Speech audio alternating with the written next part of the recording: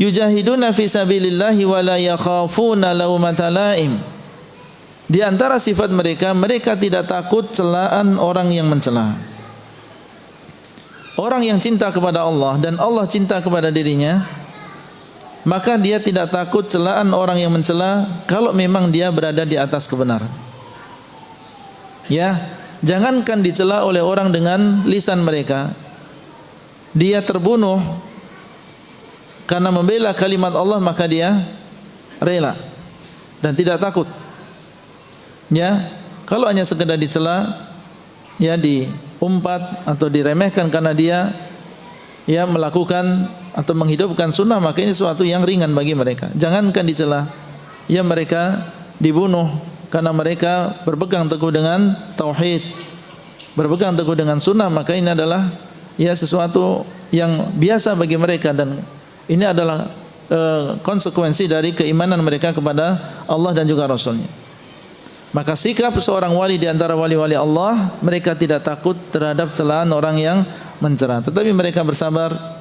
Dan bukan berarti di sini seseorang berdakwah sembarangan. Yang namanya dakwah seperti jihad, dia juga memiliki apa? Aturan. Ya, dakwah harus didasarkan ilmu. Ya, kemudian dakwah harus asalnya adalah lemah lembut kepada sesama. Inna rifqa la yakunu fi syai'in illa zanah. Ya, kelemah lembutan tidak ada dalam sesuatu kecuali dia akan menghiasinya.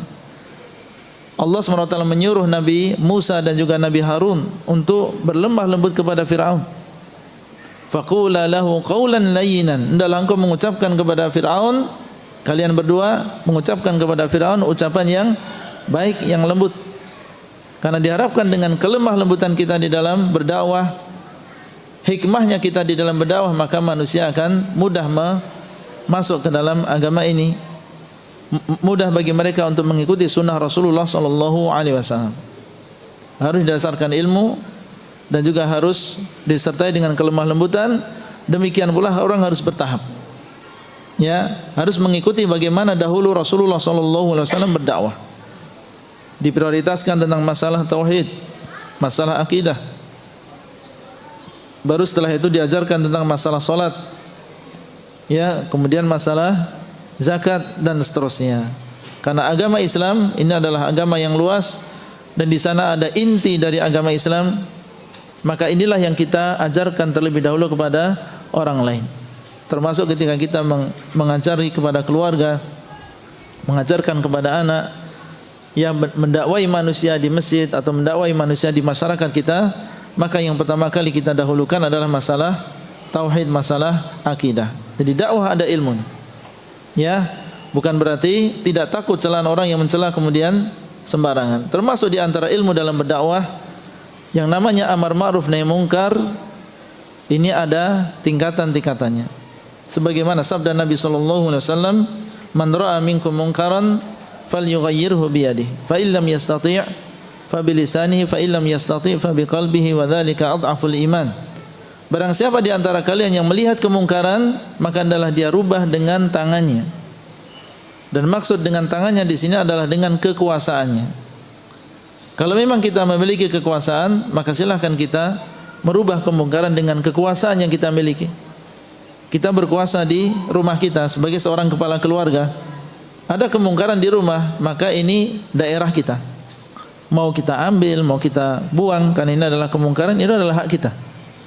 Ya, karena ini ada di dalam kekuasaan kita. Barang siapa yang melihat kemungkaran, hendaklah dia mengubah dengan tangannya. Kalau tidak mampu, maka dengan lisannya. Berarti seseorang apabila tidak memiliki kekuasaan, ya, maka dia jangan merubah kemungkaran dengan kekuasaan, karena dia tidak memiliki. Yang bisa dia lakukan adalah dengan lisan. Ya, kalau memang dia berilmu, dia sampaikan dengan lisan. Dia tidak bisa merubah dengan tangannya, dengan kekuasaannya, maka dia nasihati dengan lisannya. Mungkin dengan nasihat ini akan sampai kepada dia dan dia merubah sendiri. Ya, adapun seseorang merusak, ya, atau mengobrak-ngabrik sebuah tempat yang dianggap itu adalah maksiat, padahal dia bukan orang yang berwenang, bukan orang yang memiliki kekuasaan, maka ini bukan termasuk fikih di dalam beramar ma'ruf nahi munkar. Ya, yang bisa dia lakukan kalau dia memang tidak memiliki kekuasaan adalah mengingatkan saja, mendatangi, kemudian kita sampaikan dengan lisan. Ya. Kemudian kalau tidak mampu dengan lisan maka dengan hatinya. Fa illam yastati' fa biqalbihi, kalau dia tidak mampu maka dengan hatinya. Wa dzalika adhaful iman, mengingkari dengan hati maksudnya adalah membencinya. Dengan lisan kita tidak mampu, dengan kekuasaan kita tidak mampu, maka kita mengingkari dengan hati kita. Kita benci dengan kemungkaran tadi. Kita benci dengan kesyirikan. Kita benci dengan orang yang menyembah kepada selain Allah. Harus ada di dalam hati kita perasaan benci tadi. Kalau tidak ada perasaan benci, maka tidak ada setelahnya keimanan. Ya, makanya beliau mengatakan wa dzalika adhaful iman, kebencian yang ada dalam hati yang tidak disertai dengan merubah kemungkaran dengan kekuasaan dan juga lisan, ini adalah tingkatan iman yang terakhir. Maka harus ada kebencian di dalam hati kita, dan kebencian ini bisa bertambah, bisa berkurang. Ya, bisa lemah, bisa menguat. Maka ini adalah termasuk fikih di dalam beramar ma'ruf nahi munkar.